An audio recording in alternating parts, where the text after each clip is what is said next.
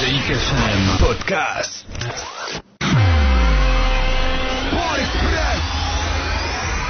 مرحبا بكم في بيجا. قضية ضد الرئيس السابق للترجي سليم شيبوب على خلفية الأحداث المعروفة في مقابلة الكوب عام 99 في ملعب بيجا وقتها بين الترجي والأولمبي بيجي. نذكروا أحداث خلفت 3 ضحايا وعدد كبير من الجرحى. تفاصيل القضية هذه من عند الناطق الرسمي للأولمبي البيجي كريم الحسناوي في حواره مع عبده.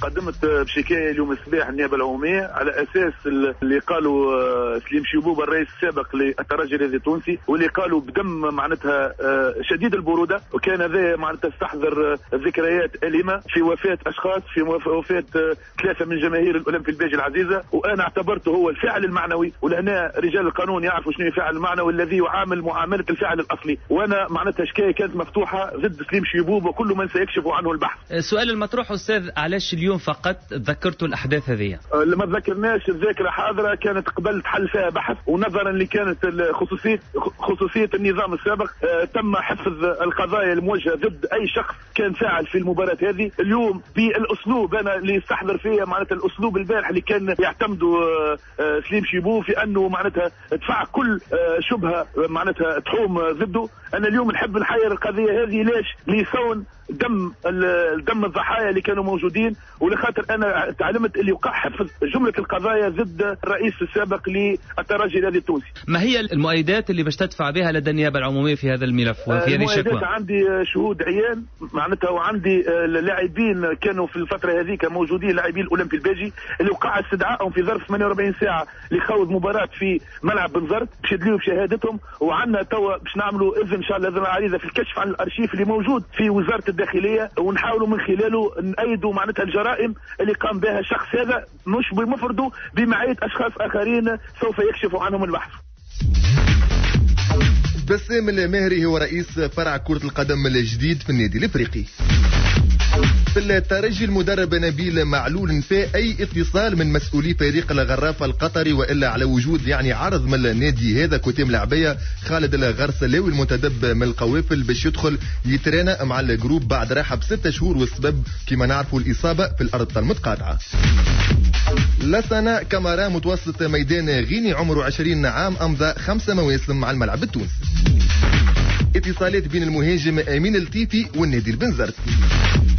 هيئة أولمبيك الكاف باش تعطي آخر فرصة للمدرب مصطفى كيوة في المقابلة الجاية في البطولة ضد ترجي جرجيس. أي نتيجة خايبة تعني خروج المدرب الجزائري من الكاف. آخر التطورات وجديد في قوافل قفصة من عند مراسلنا عماد التومي.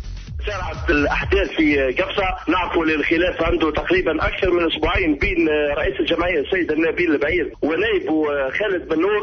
للتذكير فانه البارح في الليل وقع اتصال بالمندوب الجهوي للرياضه بجزء مسؤولين هذوما، وحكى معهم في مستقبل الجمعيه، وعلى هذاك اليوم وقع الاتفاق رسميا ورجع الوئام كما يقولوا بين جزء اعضاء هذوما رئيس النادي ونائبه. في مقابل ذلك زاد للتذكير انه الاعضاء اللي كانوا قدموا استقالتهم على غرار السيد هيكل بوزيان وقع كذلك التراجع في الاستقاله هذه للنظر في مستقبل الفريق قوي في قفصه. من ناحيه ثانيه اليوم في حصه التمارين وقع نوع من المناوشه بين بعض اللاعبين كيف طارق زيادي وبناني خليفه وكذلك علاء الدين بوسيمي.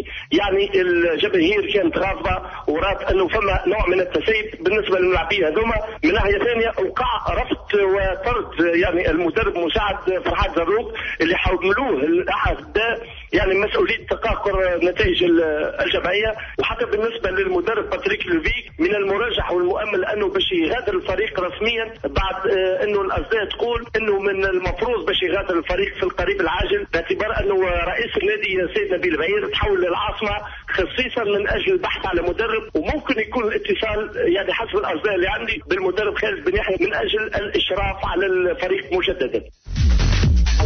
نكملوا بالكورة في أوروبا، نحكيوا بالبداية على الكوب في إسبانيا. إياب الدورة 38 دقيقة في مقابلة ريال مدريد وديبورتيفو الكويان، والنتيجة حتى توا التعادل 0-0. نذكروا اللي في مقابلة الذهاب 4-1 الريال كان ربح. في الكوب في فرنسا الدورة ربع نهائي 57 دقيقة من كوب لا ليغ، 57 دقيقة من المقابلة هذه بين البي اس جي وسانت إتيان، والتعادل 0-0. في إيطاليا 60 دقيقة من المقابلة المتأخرة من الجولة 14 في الكالشيو بين لاتسيو وإودينيزي، ولاتسيو رابحة حتى توا 2 بلاش.